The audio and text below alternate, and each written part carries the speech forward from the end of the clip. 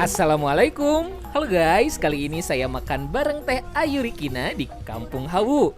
Dulunya Kampung Hawu ini ada di kawasan Karangresik, tapi sekarang pindah ke Kalektoran, daerah belakang Masjid Agung, bersatu dengan bakso Wong Cilik. Saya nyobain banyak sekali menu. Ada paket nasi liwet dengan ayam goreng serundeng, tahu, cipe, peda, sambal dan lalap. Nasi liwetnya wangi dan pulen. Saya juga pesen ikan gurame bakar, semur jengkol, pete bakar, dan sop buntut. Untuk sayurannya kami pilih tumis genjer dan pencok kacang.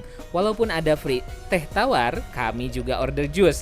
Ada jus stroberi, buah naga, nanas, alpukat, dan sirsak.